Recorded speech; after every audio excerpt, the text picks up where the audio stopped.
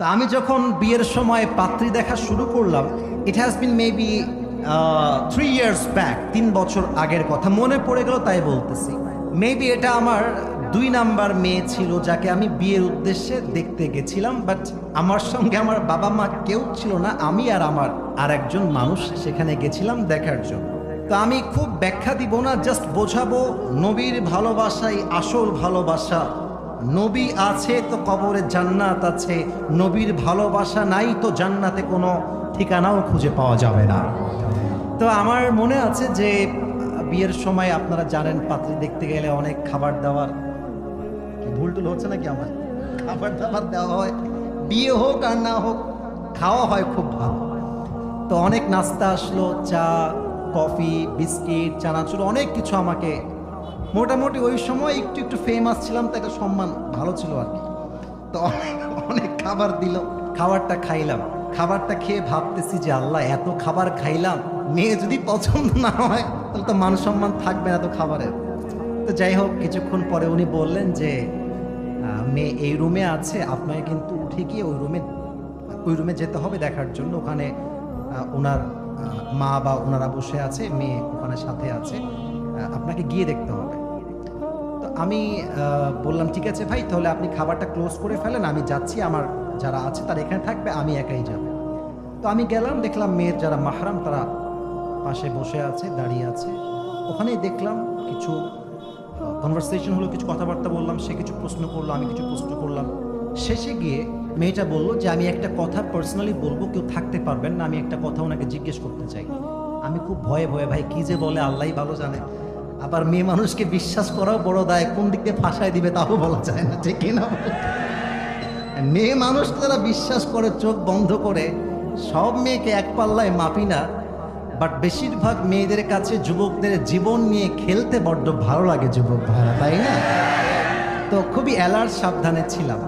তো মেয়েটা আমাকে বিনয়ের সাথে একটা কথা বলছে যে ঠিক আছে, আপনার তো আমাকে মোটামুটি পছন্দ হয়েছে, আমারও আপনাকে অনেক পছন্দ হয়েছে, আপনাকে আমি আগের থেকেই চিনি, আপনার ওয়াজ আমার পুরো পরিবারের সবাই মোটামুটি শোনে, আমার সবাই আপনাকে ভালোবাসি, পছন্দ করি। তো মেয়েটা বলছে আমার একটা ছোট্ট আবদার ছিল, যদি আপনি রাখতেন। তো বলছে হ্যাঁ। আমি বলছি প্লিজ ওয়াই নট, আপনি বলেন, যদি হয় I will try my best, আমি রাখবো, চেষ্টা করবো।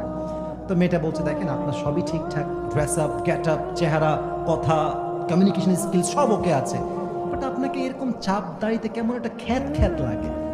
তো আপনি যদি দাড়িটা ক্লিন শেপ করে ফেলতেন, অথবা দাড়িটা মিশরি কারিরা দেখবেন দাড়ি রাখে একদম, কি বলবো এটাকে, কাটা কাটা, মানে লেগে থাকে গায়ের সাথে, চাপ দাড়ি না, কুচি কুচি দাড়ি, ছাটাই করা দাড়ি, যদি ওই দাড়ি রাখতে পারেন দেন আমার কাছে মনে হয় আপনি খুব বেশি হ্যান্ডসাম লাগবে আপনাকে দেখতে। এই কথা শুনে আমি বললাম ইয়ার मैंने क्या सोचा था और क्या हो गया, ভাবলাম কি আর হইল কি। তো বললাম ঠিক আছে, আমি একটু ভেবে চিনতে আপনাকে জানাবো। তো নাম্বার নিল আমার, আমিও নাম্বার নিলাম। পরে আমি হোয়াটসঅ্যাপে একটা কথা তাকে লিখেছিলাম যে দেখেন, এরকম জীবনে অনেক মেয়ে যাবে আসবে, তবে কোনো মেয়ের জন্য আমি আমার নবীর সুন্নতের দাড়িকে জবাই করে ফেলবো, কেটে ফেলবো, এটা একজন কাপুরুষ করতে পারে, বীর পুরুষ করতে পারে না। তোমাকে যেই মেয়ে দাড়ির জন্য বিয়ে করতে চায় না, আরে সেই মেয়ে তোমার বাড়ির বউ হওয়ার যোগ্যতাই রাখে না যুবক ভাইরা আমার। আরে যেই মেয়ে তোমাকে বিয়ের আগে দাড়ি রাখতে মানা করে, সেই মেয়ে তো বিয়ের পর তোমার জীবন যৌবন সব নষ্ট করে ফেলবে।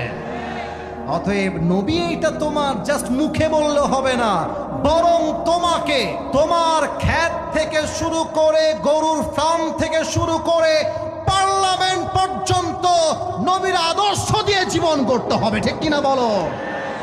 2 নাম্বার প্রশ্ন। এবার 3 নাম্বার প্রশ্ন, দেখা যাক উত্তরটা আগের মতো আসে কিনা। ওমা দিন, আমাদের ধর্মের নাম কি? এত আস্তে বললে মন খারাপ হয়ে যাবে। আচ্ছা আর একবার, আমাদের ধর্মের নাম কি? নাও angels will ask you the 4th question, 4 number প্রশ্ন। ওমা ইলমুক, what is the source of your knowledge? তুমি এতগুলো জ্ঞান অর্জন করেছো কই থেকে? আমরা বলবো একটা কিতাব থেকে। কিতাবটার নাম কি? আমি আমার বগুড়ার মাহফিলে আমাকে বাধা দেওয়া হয়েছিল, এটা আপনারা হয়তোবা ফেসবুকে অনেকে দেখেছেন। আমি আমার সেই মাহফিলে ওয়াজের শেষে জাস্ট একটা কথাই বলেছিলাম।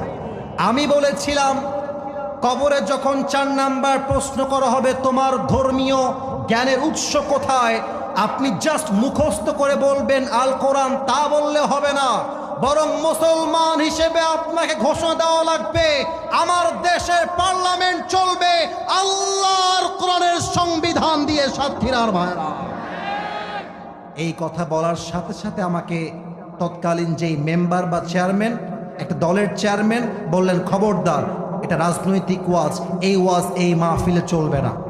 আপনারা দেখেছেন আমি আমার কলিজার সমস্ত সাহসকে এক করে বলেছিলাম পার্লামেন্ট চলবে আল্লাহর কোরআন দিয়ে। এটা কোনো দলের বক্তব্য নয়, বরং পার্লামেন্ট চলবে আল্লাহর কোরআন দিয়ে। এটা 18 কোটি মুসলমানদের কলিজার দাবি। সাথীরার ভাইরা আমার, এই কথাগুলো বললে অনেকে বলে মৌলবাদ। আপনারা আল্লামা সাইদি হুজুরের নাম শুনেছেন না? আল্লামা সাইদি বলতেন, মৌলবাদী বললে আমরা রাগ করি না, কারণ মৌলবাদী মানে হচ্ছে মূলবাদী। মৌল আসছে মূল থেকে। আচ্ছা বলেন তো, গাছের আগায় শক্তি বেশি না গোড়ায় শক্তি বেশি? এত আস্তে বললে তো ওয়াজটা জমলো না, আগায় না গোড়ায়? আল্লামা সাইদি বলতেন, যারা আমাদেরকে মৌলবাদী বলে গালি দাও, আমরা হলাম মূলবাদী, আমরা থাকি গাছের গোড়ায়, তোমরা সব আগাবাদী, তোমরা থাকো গাছের আগায়। অতএব বাড়াবাড়ি বেশি করতে চেও না, বেশি বেশি ভেস্কি মারতে চেও না। বেশি বাড়াবাড়ি করলে 18 কোটি মানুষ মিলে গাছের গোড়ায় একটা ঝাঁকুনি মারবে, মামুর বাড়ি দিল্লি গিয়ে পড়বা, দিল্লি গিয়েই সবাই পড়েছে, ঠিক কিনা বলে? অতএব যারা আজকের এই বাংলাদেশে মৌলবাদীদেরকে উৎখাত করতে চান, তাদেরকে বলতে চাই, মৌলবাদীদেরকে উৎখাত করা এতটা সহজ নয়। মৌলবাদী আসলে মূলবাদী, এবং আমি গ্যারান্টি দিয়ে বলতে পারবো, আগামীতে ইসলামের পতাকা বাংলাদেশের পার্লামেন্টে শুধু নয়, আগামীতে ইসলামের পতাকা আমেরিকার হোয়াইট হাউসেও পথ করে উড়বে। হাত তুলে বলো ঠিক কিনা? অতএব আমার গ্রন্থ আল কোরআন মুখে বললে হবে না, কাজেও প্রমাণ করতে হবে। শেষ কথা, কয়েকদিন আগে একজন ছোট্ট বাচ্চা রেপ হয়েছে, নামটা মনে আছে? রামিসা। কালকেও কাঁদছিলাম, কথাটা বলতে গিয়ে কান্না চলে আসছে। ছোট্ট একটা বাচ্চা মেয়ে গলাটা কেটে ফেলেছে। একবার ভাবেন তো, আপনার মেয়েটাকে, আপনার ছোট্ট বোনটাকে রেপিস্ট রেপ করে গলাটা কেটে রেখে দিয়েছে, আপনি গিয়ে দেখছেন দেহটা একদিকে গলার একদিকে। ভাবেন কি হবে আপনার? আমার ছোট্ট একটা বোন আছে, সরি, নাম হচ্ছে বুশরা। যারা ফেসবুক ইউটিউব চালাও, কয়েকজন দেখলে দেখতেও পারো তোমরা, যুবক, বয়স 8-9 হবে। রামিসার ভিডিও যখন বা নিউজ যখন আসছে, আমি ভেবেছি ফেক নিউজ হবে, ভাইরাল হওয়ার জন্য করছে, কারণ গলা কেটে ফেলেছে। এটা তো আগে দেখেছি কিনা মনে পড়ে না। পরে দেখলাম যে বড় বড় টেলিভিশন থেকে নিউজ হচ্ছে, চোখের পানি আটকাইতে পারলাম না। একটা বাচ্চা শিশুকে ধর্ষণ করে গলা কেটে ফেলে দিয়েছে। একটা মানুষ কতটা জানোয়ার, নিকৃষ্ট, চরিত্রহীন হলে এই কাজটা করতে পারে। কান্না থামালাম, মনে মনে ভাবলাম, যদি এটা আমার মেয়ে হতো, আমার ছোট্ট বোন বুশরা হতো, আমার মন বলছিল, আমি যতই তাগড়া হই, আমার মনে হচ্ছিল আমি মনে হার্ট অ্যাটাক করে মরেই যেতাম, আমি সহ্য করতে পারতাম না।